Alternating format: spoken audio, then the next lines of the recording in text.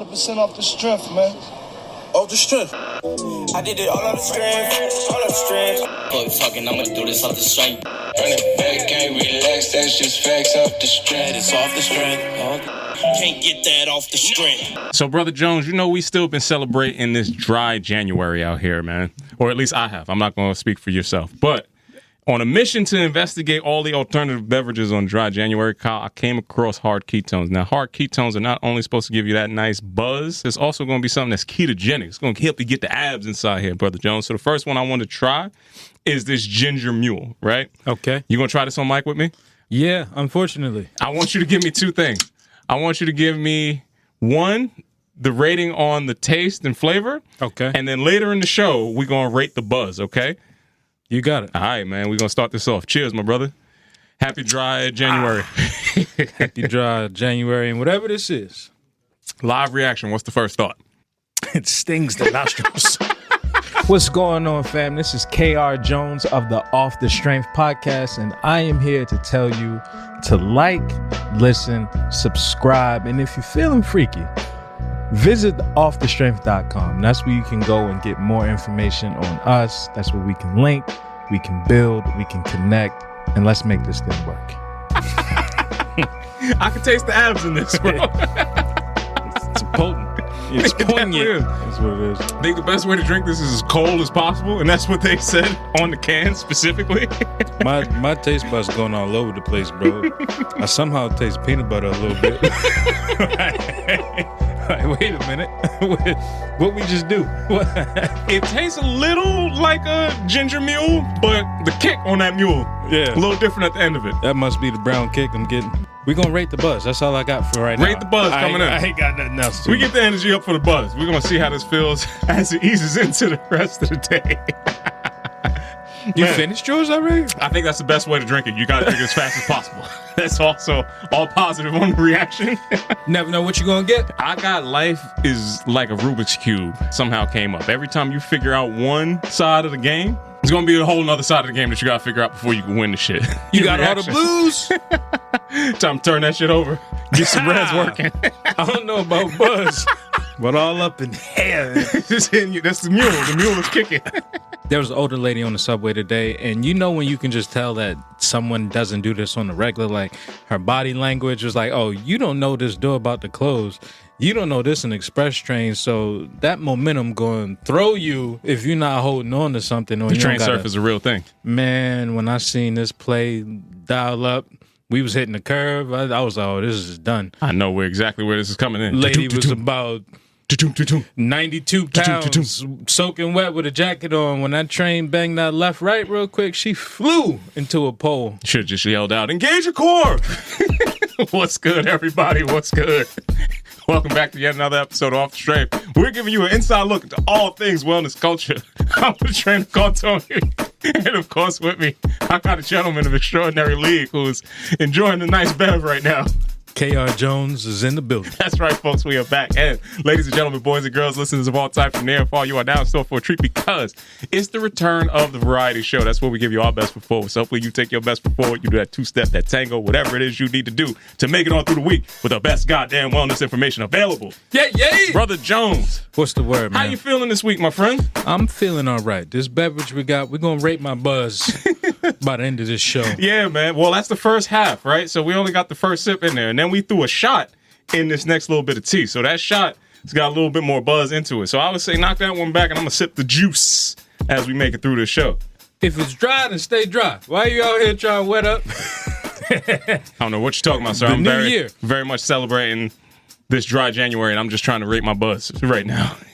Speaking of rating your buzz, my week was devoted to the sun, brother. Okay, talk to me about it. Man, when I think about the time that I spent this week, it was just soaking up a lot of the sunshine. I was outside. I was getting my ancestral voyages in, you know. Okay. That's my walk, if you will. You know, I like it. I coined that term. But when I really think about short weeks, they tend to be the busiest weeks, especially when the holiday falls on a weekday.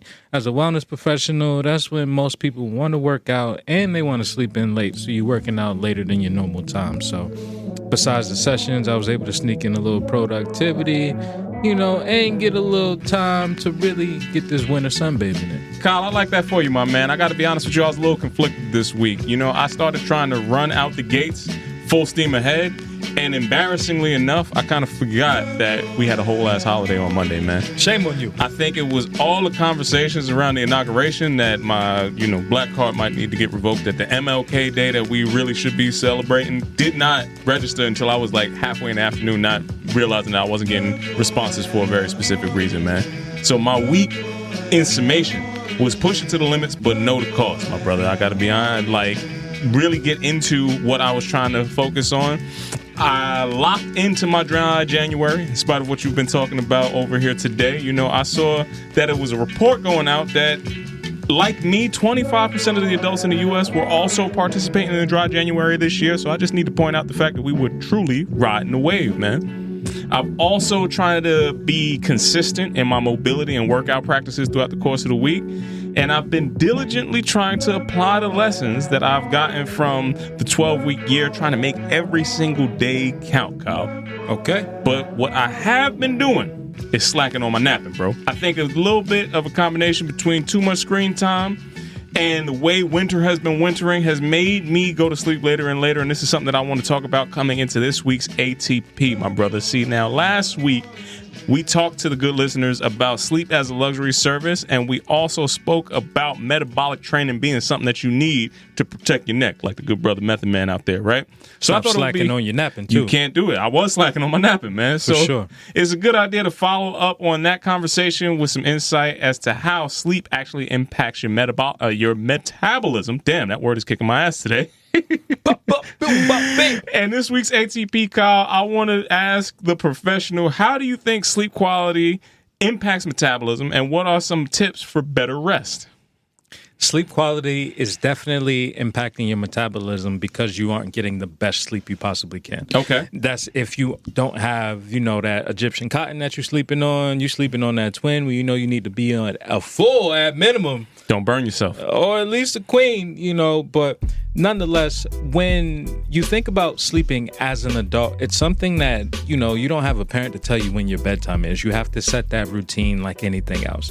The better you are at setting that routine, at setting your expectations, the better you'll get something like your metabolism to be more efficient because you're giving it time to recover, to rest, to heal, and to do all the things that take place while you sleep. That's right, Kyle. Let me add a little bit more to that. See, poor sleep quality actually disrupts your hormone system, and hormones like leptin and ghrelin regulate your appetite, right? So those midnight cravings and those snacks that you go to turn to, there's a reason why you're starting to pick those things up, and it's because you're not getting the right amount of sleep. So now you start to go down that hill, and everything that's in the cabinet is starting to get clearer and clearer the more you stay up, right? Facts. Establishing your bedtime routine for consistency, like Kyle was talking about earlier, is something that is going to be pivotal. You want to try to keep as close to the same kind of time frame that you're sleeping night over night, right? So reducing your screen time and creating a relaxation routine leading up to that is going to be the best ways to kind of improve that. And you want to try to aim for somewhere around that 7 to 9 hours of sleep. I think my confession, I probably get a smooth 6 on a good time. I need my full 8. I need 1 more hour inside of mine. I'm going to try to make that work. And then last but not least, the comfort in the room, Kyle. We talked about, the thread count. You also want to try to keep the room as cool as possible. You want to make sure it's dark, and you want to keep it nice and quiet. Now, I got to tell you, sometimes on the block, it gets a little shaky outside. It might be a little loud, but maybe I need to investigate some, room darkening kind of shades, or maybe some even noise canceling kind of headphones to put into my repertoire so I can get the best possible sleep inside there, man. So the good brother Hassan himself and much of our other nighttime folks, Kyle, we got to send out another little bit of information to tie this up with for them. The people who work night shifts in particular, they want to pay attention to how good their sleep regulation is, specifically because the lack of sleep has been shown to have a strong link to basically like a carcinogenic type of effect. It could be as deadly as a pack of cigarettes. Pack of cigarettes, pack of bacon, you know what I mean? All of that stuff, man. We got to do better overall. So hopefully you're getting some good rest out there. And if you do, you get your hormones in the right place. Your metabolism is going to thank you. That word is still kicking my ass today. But Kyle, after I get out of that, I'm going to get into a little bit of good. I'm going to get into a little bit of bad. All right. And I'm going to talk about a little bit of ugly this week, Kyle. That's right. It's time for this week's episode of Rip from the Headlines. And man, first thing I want to touch down on is Gymshark is back, Kyle. And they're trying to let everybody out there know that representation matters. So recently, they pushed out a women's line that is concentrated on modesty inside of workout gear. Now, Kyle, I don't know how you feel about modesty inside of workout gear. Talk to me a little bit about when you hear that, what comes up to mind. The more you pay in your gym membership, the less modest it's going to be.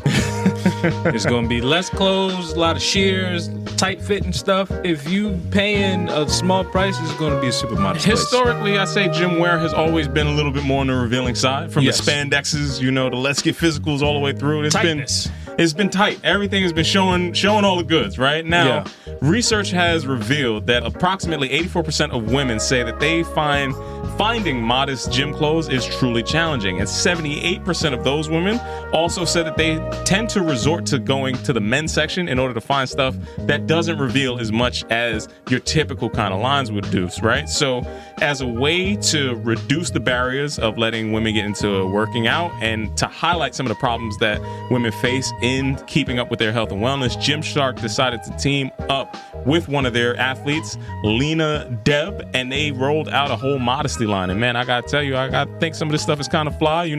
It looks like it's inspired by some early Kanye kind of silhouettes, the tones and everything else that go inside that direction, but looser fitting clothing that still can perform the way that they want to perform, give you that wicking kind of technology, give you a little bit more stretch. What's your thoughts on hearing about this modesty wear inside of fitness?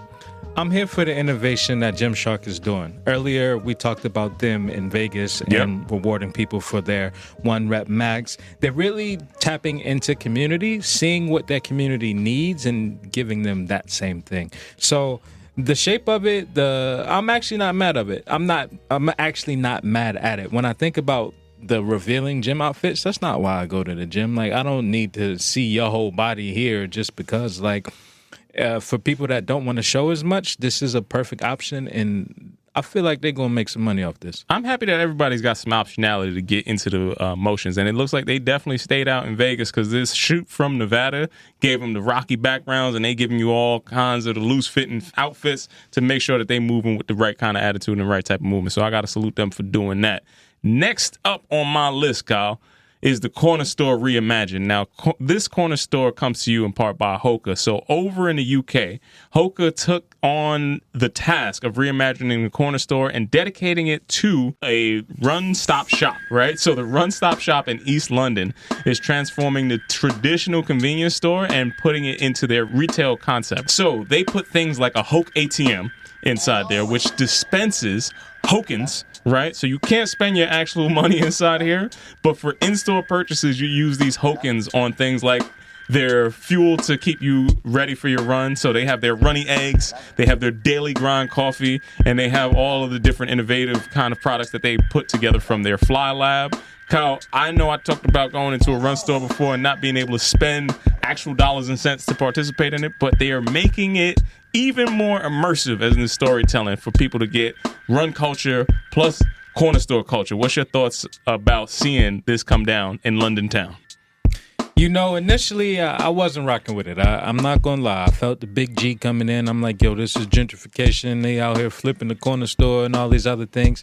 After I sat with it a little bit and really dived into the products that they have, it's really a art to tell the story of the corner store because so many of us come from that background where a corner store was pivotal in my upbringing. That's where I went. That was my first job, essentially. It was to go run errands for folks and, get a little pocket change on the way back. Keeps a little something for yourself. You better give me my change, I might give you a little something, but to tie a core memory like that into something that's super relevant like running, I'm around for. When I look at the runny eggs and, the fast food in the cans, they really did. They went all the way through. They stuck to the concept. Big one to get their creative out, but, I'm still not jacking a pair of Hawkers. You won't catch me in them. If you had to come up with your own corner store concept for health and wellness, Kyle, what would that need to look like in 2025 in New York City?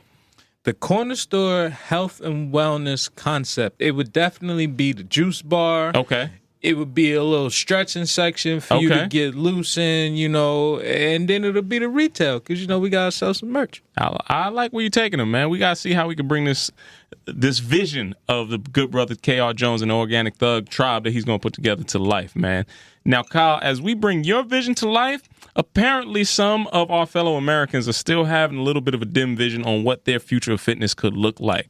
I saw an article in the New York Times asking the question, are Americans doing fitness wrong? Yes. Apparently, there's still only about 25% of us that are getting the recommended daily allotment of activity, according to the Center of Disease Control. That same 25% is doing Dry January. They probably are. They're all in the same category. The same overlap. We got one really fit group of people out here. That's it.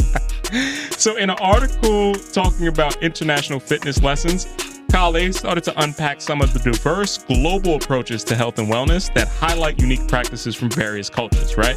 So some of the things that I think people really need to focus in on that might help us over in the U.S. get into it is an emphasis on daily movement. Now, places like the Japanese, or Japan, I should say, their culture promotes something like walking as almost like a daily form of transportation. And the Dutch, you definitely see them out on the bikes all the time. I definitely got to make it over to Amsterdam and check in on those kind of communities and do a little bit of touring my damn self, right?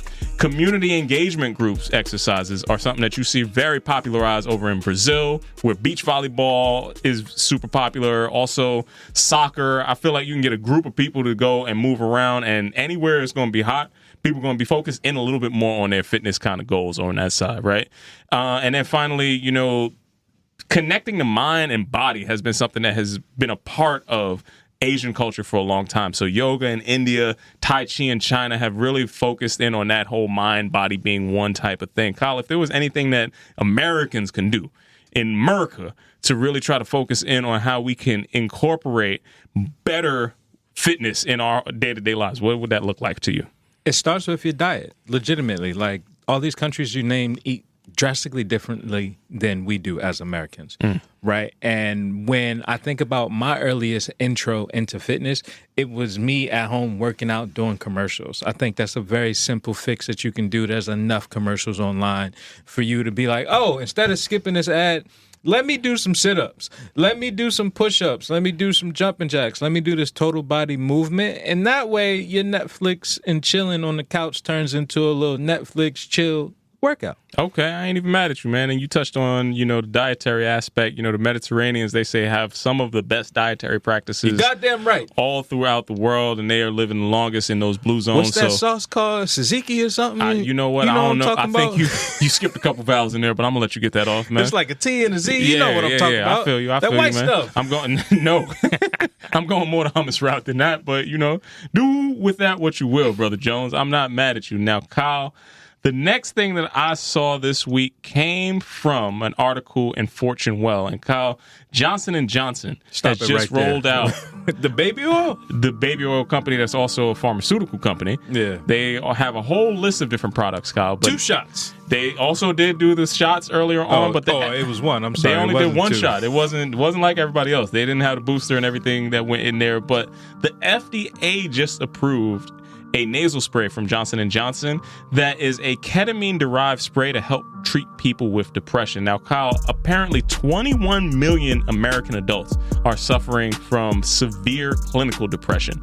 And in a way to try to combat severe clinical depression, ketamine therapy has been something that has been rising more in popularity. It used to be thought of as exclusively some type of party drug, but now you really start to see the combination of the drug plus having some type of intervention with an actual practitioner is helping people really get over some of the more depressive states. What do you think the landscape of therapies integrated into psychedelics is really going to start to look like coming into these next few years?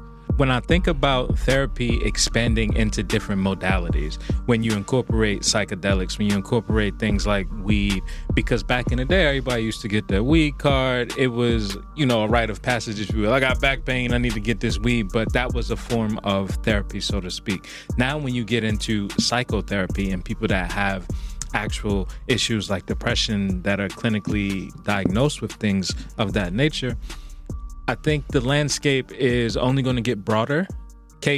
I know ketamine as the party drug, as you mentioned. I've never had it, but I know folks that was on K-trips and was like, hey, you do that over there. Yeah, I think the negative sides that people have associated with ketamine is dosage dependent. Like, I think when you get hopefully when you get a doctor that's actually prescribing it, they know how much to give you and how much not to give you. The dude that you're buying it from in the back of the... I don't know where you buy ketamine. Don't even paint that picture. Move on. Whoever you're buying it from on the street side, I'm going to be honest with you, they're not going to really care about your dose dependency. I don't even know how you get that as a product. Like, how do you just start offering that? Hey, I got weed, pills, I got a little ketamine too. Yeah, if your drug person is selling you all different types of drug, that's a bad drug person. I need you to be a specialist. A ketamine specialist on one is thing. Craziness. But yeah, people who've had some of those, like they go in the K-hole and they have all those terrible trip kind of experiences, is usually because that dosage was not something that was at all okay for what the setting and set that they were in, right? So hopefully when you start to see medical interventions come into this space and they really start to titrate that, the experience overall will be better for people and they actually get the healing that they need, man. Amen to that. My brother, that is going to be it from my side of Rip from the Headlines. What did you see in these fitness streets? Man, that was good, bad, and ugly. Faux show. For me, I got a little good, bad, and ugly myself. Now, stay with me now. I got some good. I'm going to tie in some stories that might be good, bad. It's up to you. And then I'm going to round out with some ugly. Okay, let's get to them. First, I want to talk about a video that I came across. Now, folks that follow me on IG will know I have numerous social commentary videos specifically on wellness professionals. I use the term professional loosely. Okay. Nonetheless, I want to give a shout out. I stumbled on this brother named Justin Page. Now, Justin Page is out here and he's giving play-by-play breakdown of some elite college level sprinter training. Now, Brother Tone, I want to just show you this video. One, I want to note that these athletes are wearing the catapult device that we covered a couple pods back. It looks really different when you have a shirt on underneath it. When you have a shirt on underneath, you can't really tell. If it's just skin to skin, it's a sports bra. But tell me about these movements that you're seeing in this explosive training. Yeah, it looks like some solid strength and conditioning work, dynamic, but also balanced, unilateral. He's training athletes to be all-around athletes. I got to say, I have no edits on this one. This is solid work. I talk so much about the bad exercises that I've seen that when I see a good one, it was something that I had to like really highlight. And I'm thinking about me and my athletic background. Like I was never going to be a track athlete because the outfits were a bit too revealing for me. I got my mama thighs. I ain't really want to go down that route. You know what I'm saying? But I would have been a sprinter is what I'm getting at. So to see these sprinter athletes train this explosiveness, it really allowed me to have this heartfelt moment of like, damn, I remember when I used to train athletes. Now I'm just training regular day modern folks. But we're not going to dwell on that. We're going to talk a little bit. I'm still trying to get past you having your mama thighs and the shorts being too revealing. But yeah, man, that's how them track athletes used to be. You know what I'm saying? I would have sprinted. I'm way more speed. Hey, man, you than got anything else. Now, sliding out of that, again, I told you how I'm going to lay this up. I'm going to tie in 4 stories, right? It's that time of year where man-made holidays, specifically Valentine's Day and the Super Bowl, advertisers are having a field day and selling any and everything. I'm talking candy, food, alcohol, you name it. Mm-hmm. With that in mind, these are the 4 stories that have nothing to do with each other, but I'm pulling them all together because I feel like they are kind of related. First, in nasty news, did you see Popeyes and Don Julio announce a partnership that they're teaming up? You know I didn't see that. Where on the nigga net did you pull that up? I just want you to know that Don Julio and Popeyes have announced a collaboration, and this is something straight out of a Boondocks episode that it just hit my timeline and I couldn't not say something. You should have not said anything. Now, I'm not going to give any details because we don't know what the details are. If they start giving Don Julio shots at Popeyes, you thought that the fights was breaking out when they was giving out them chicken sandwiches? For original, extra crispy. I'm telling you.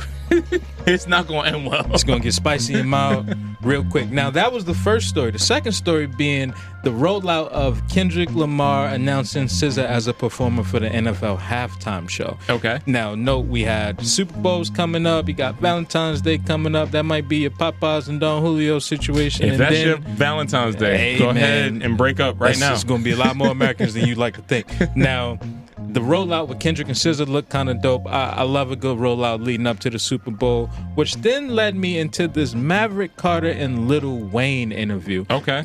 Now, I feel this is related because a lot of talk has been said about Lil Wayne not being the performer, being as though the Super Bowl is held in New Orleans and he is not the lead performer.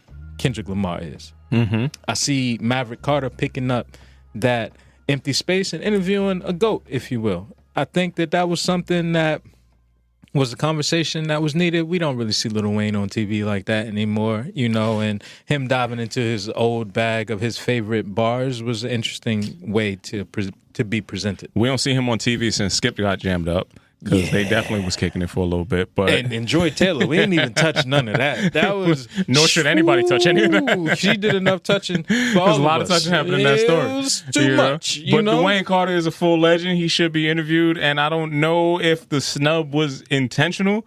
I don't know enough about the backstory, so I got to hear what that's Either way, he picked it up, and I think Lil Wayne had a voice and was able to be shown in a light despite all the negativity around his name. Which leads me into this last story that I'm tying together. The last story being, we talked about GOATs. I'm talking about Tom, I don't remember his middle name, Brady, merging into the digital fitness space. Yes. Now, Tom Brady is the owner of a company called Autograph. Autograph is an NFT company that was founded by him and is now merging with a digital fitness company called Future. Yep.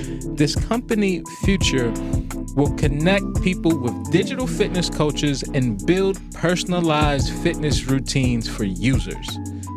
Just initially, how do you feel about hearing this? I think after Tom got rid of that girl and them kids, he's been making some solid moves out here, the bro. model that was. I forgot her name. Giselle. Okay, yeah. But in all seriousness, Tom Brady has been forecasting where he wanted to go from the partnership with Noble to the TB12 to, just where he's setting up his life on broadcasting. He is showing you that he is intent on representing, in my mind, all things wellness culture. So he's getting into strong digital play. He's getting you to work out at home, and he's also trying to tie apparently some solid coaching along with that. It makes sense to me. I've seen a TikTok and it showed Tom Brady aging backwards. It showed when he first came into the league, and then it showed how he progressively got better, looked younger, more fit. I don't know if that was the championships. It might have been leaving Giselle and the kids behind. You never really know what did it for him, but this brother seems to be on an uptick, and I felt like it was all related from the Super Bowl, Papa's Don Julio to Kendrick to Lil Wayne. You see where I landed with that? I see that you said all of these words together. I don't see the connection for them, but I'm surprised. It's all football, entertainment, wellness, the good, the bad, the ugly. You see what I did there? I'm happy that you can make those connections. All right. I feel like the good folks will pick up what I'm putting down one day. Let's get straight into the ugly. Let's not hold these folks up. Tone, you sent this to me. Now, I'm letting the folks know that this came from your algorithm and not mine. Excuse me. And this was the disco foot story. Brother Tone, do you want to enlighten the folks on what disco foot is? It looks like a very zesty form of soccer. In fact, the zestiest form of soccer there is, because you have to dance the entire time. It is in the rule book. That is the disco foot rule book. You cannot not dance while playing, and that's the only way you win is you have to continue to dance. Yo, this looks like this is going to take certain neighborhoods by storm this summer. I'm going to tell you right now, disco if you foot. Thought pickleball was out here, wait till disco foot hits the streets. Disco foot is going to take over the southern part of Manhattan by storm this year. All we missing is tutus and bellinis. I'm trying to tell you right now, when June rolls around, you're going to see some disco foot pulling up, man. Sliding out of disco foot. From my algorithm, I stumbled upon a women's stilt race. I don't think that's that much better than disco foot. One could argue they're in the same boat. Disco foot's a little nastier than the stilt race in my I'm not gonna eyes. say it's nasty. I support, that community, do whatever they need to do. Now, typically when I think stilts, I'm thinking of that. It's only one person in the hood on the stilts in the street carnivals. First if of you all, will. I've never seen anybody in the hood on stilts, bro. You've You never got seen different- you in got like a different street type of- carnival, when the San Gennaro come to town or That's something. a sign of your neighborhood getting gentrified. If you see cats pulling up on stilts and on unicycles and all the rest of that with Yeah. ironic mustaches, that's when your neighborhood is lost. With a monocle and a top hat, you should be worried. You are on the corner of gentrification. So we're just gonna rule out stilt racing as a sport. We did cover women's racing. I don't know if women's stilt racing is gonna reach the heights that they thought it would. It's physically impressive. I can't tell you that looks like something that makes any kind of sense to me, but the technical difficulty that you have to overcome in doing that is quite impressive. That it is. And we're going to leave that right where it is. We're going to slide into the ugly story this week. Now, Brother Tone, this is one that we've talked about, but it actually came to fruition. Now, this was a death that took place from a Brazilian influencer who was a car influencer.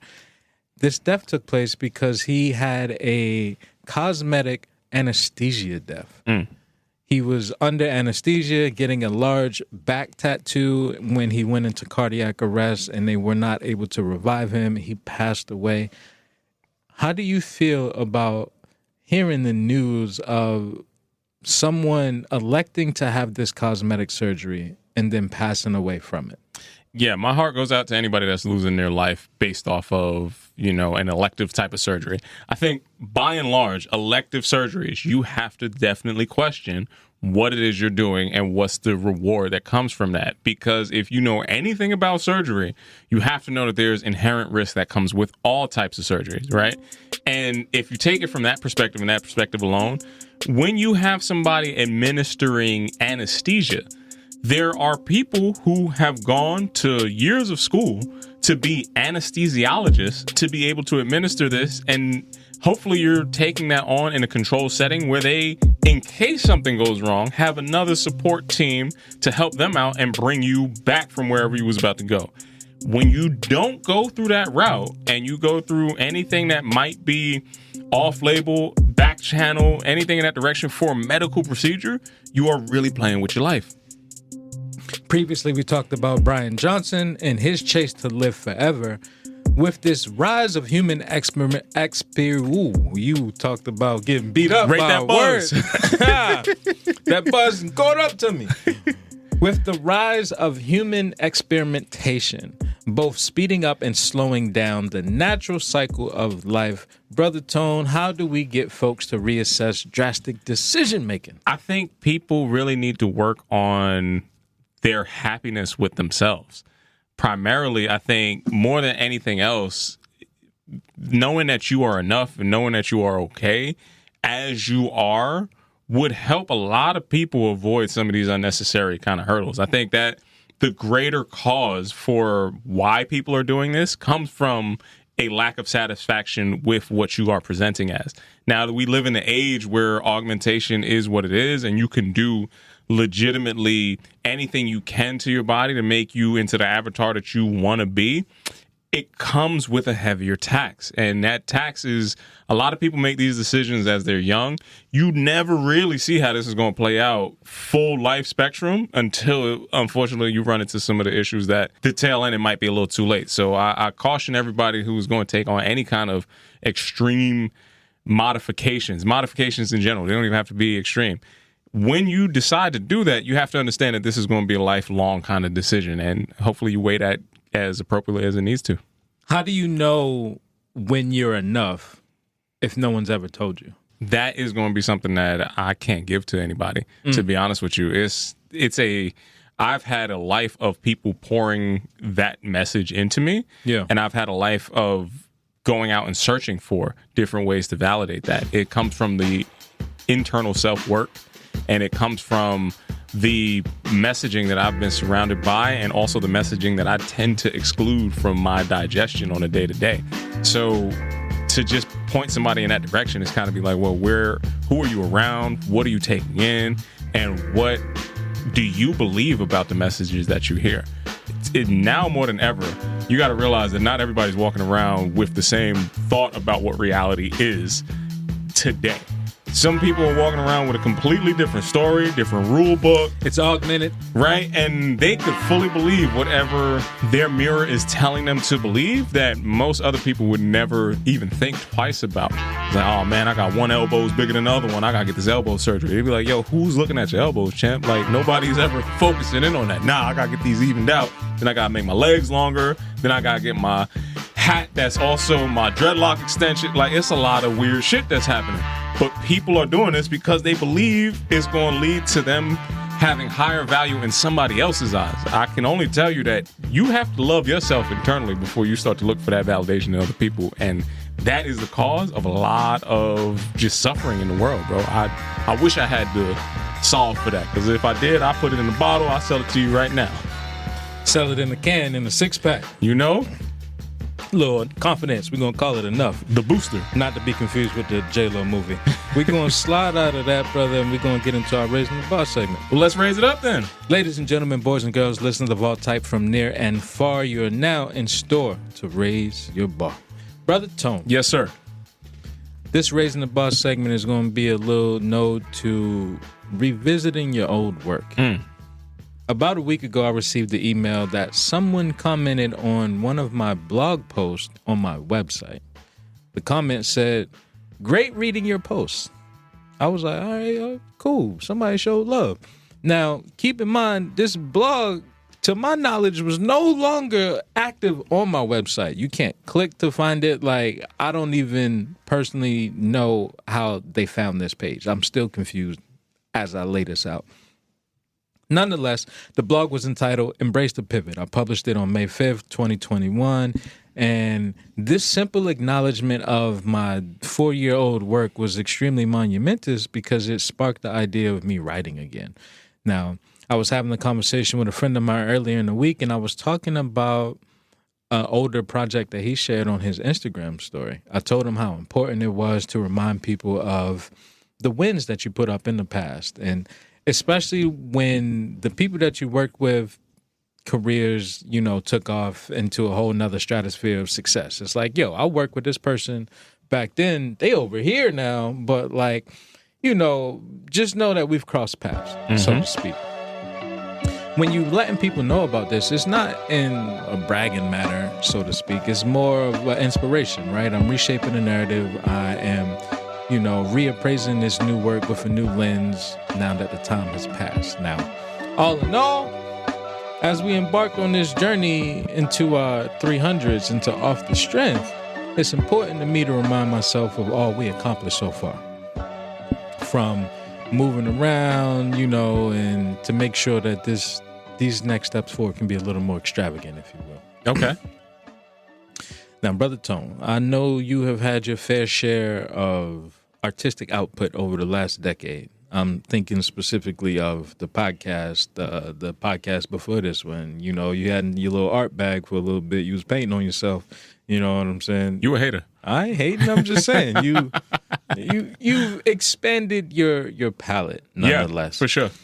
How often do you revisit your older work?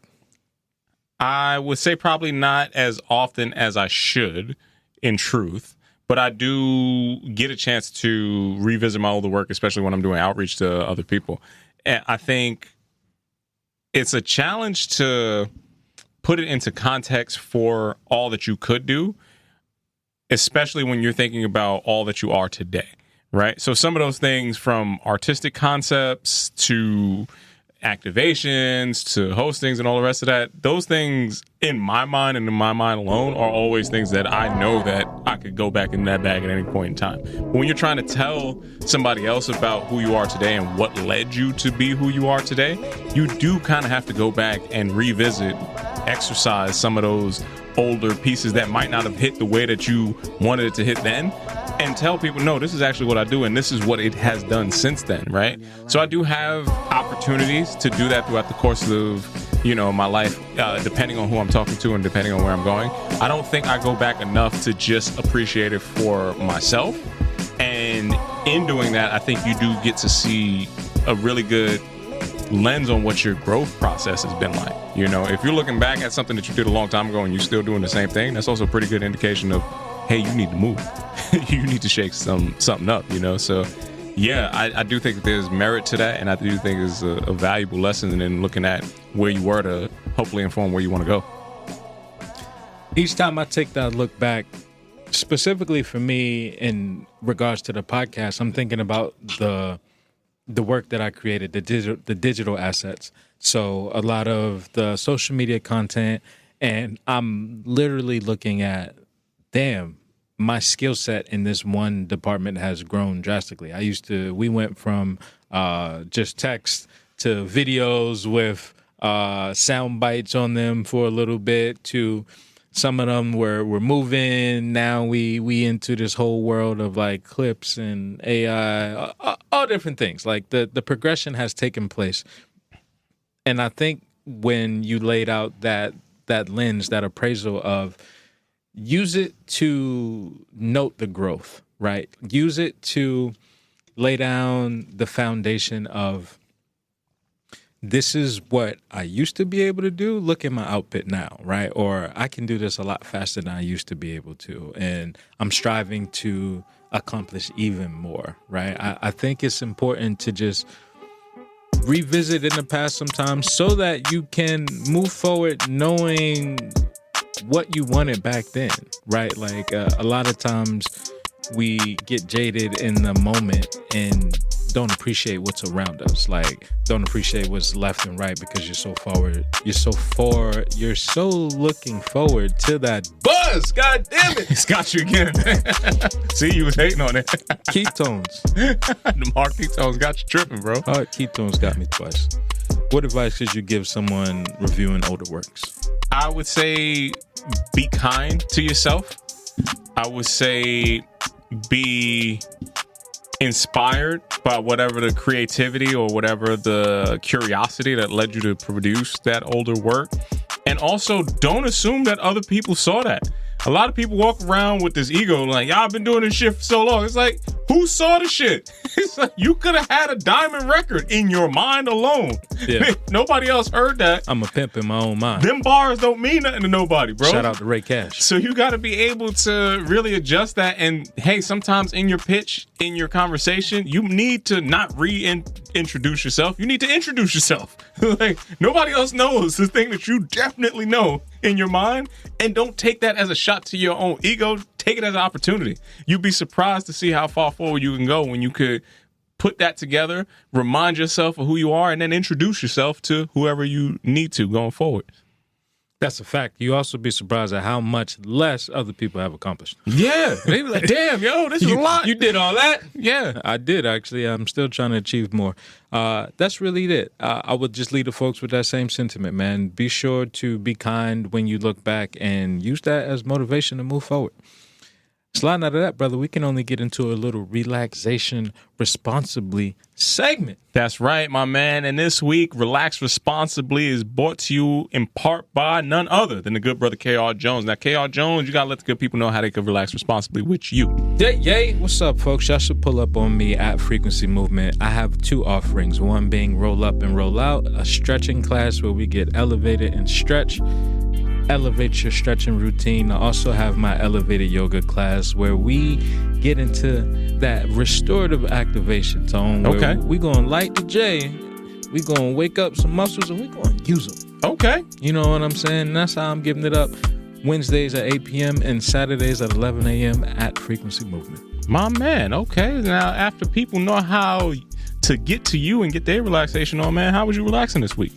You know, I was relaxing this week because I got some new headshots, brother. Okay. Now, you know, headshots is one of those things where, especially when you're working in media or whatever, you're always going to need some updated image of yourself. You should. Yep. And now that, you know, I got the locks be locking, doing what they do. You can tell by my different lengths, like, hey, that's an old photo, man. Yeah. I don't never want you to talk to me about your different lengths, champ. Just want to let you know that. Like, you got that right there. You know what? I'm going to leave you be. I ain't even going to touch that. I'm gonna just let you know that I got my new headshots, and I may or may not have had a sake or two. You know what I'm saying? Your dry January wasn't as dry. I mixed and mingled with some folks. We talked life, we talked art. It was good vibes, man. I was just happy to update my image. I like that you're bringing an updated image into the situation, man. And I think that was also a sentiment that I was looking for in my relaxation situation, man. You know, the preservation of self-image, Kyle, is something that I want to continue to strive towards in my side, too. And sometimes in your relaxation, you got to step up different parts of, you know, just your normal routine, man. So this week, my relaxation situation, bro, had to tap back in, getting into this petty party, man. A what? A petty party, you know? You gotta get your pedicure on, man. You know what I'm saying? You took the dogs. They was barking before, man, you know? Sometimes you gotta get a good even soak. fit in a little tub? You a hater. I try to tell you. I told you the last time they called me Flipper, that was a childhood memory that was abusive, and now you're gonna keep making me remind myself of that. And the people who be doing the pedicures out here, I gotta let you know, if you make fun of the person that's in the chair, it will directly affect your tip, okay? It's wow, okay, we got to do some work today. I was like, and you not getting tipped, lady. How you feel about that? But nonetheless, that bunion out. You know? Nah, what's real, you know, just any kind of pampering to yourself, you know, any kind of self-love you could do is show yourself in that whole process. It's always going to be something that you end up walking out feeling a little bit different, man. That's how I was kicking back and relaxing this week, man. Oh man, congrats to that, brother. I didn't even know you was a petty type of dude. You gotta get, you know, it was a definitely. Where you go? You know what I mean? Right on the block where, you know, around the corner from the crib where I ain't gonna drop the name. So you know, you ain't prices real. wasn't too You crazy. ain't showing them no love. Nah, you know? man. Well, they ain't showing me no love yet because again, they was talking about me while I was sitting in that damn chair, bro. I wasn't happy about it. To your face. Exactly. It's like, oh, we got a lot of work to do today. It's like, all right, yo, check this out. That's going to be the last one. I'm going to let you get off. That's a PSA. Fellas, it's 2025. If your feet is cutting your lady at night or cutting yourself. Sheets and all of that, you need to make holes sure. in your sheets. If your toenail color is not a neutral color, Gotta right? scrub them up. If you got black and brown, you got some fungus growing, athlete's foot, take care of that, man. Nah, I don't look like the basketball player feet. I don't have nothing like that. They look going like on. they can catch a salmon swimming upstream. They be having them. Yeah, I don't got the LeBron You know, toes, them bro. That hammer wasn't. toes. That's not what I was on, man. Yeah. After we get out of the relaxation situation, Kyle, I gotta also include a little bit of this mind over matter, Kyle. Now remember, mind over matter is gonna be how we get you to think and thrive in 2025, my man.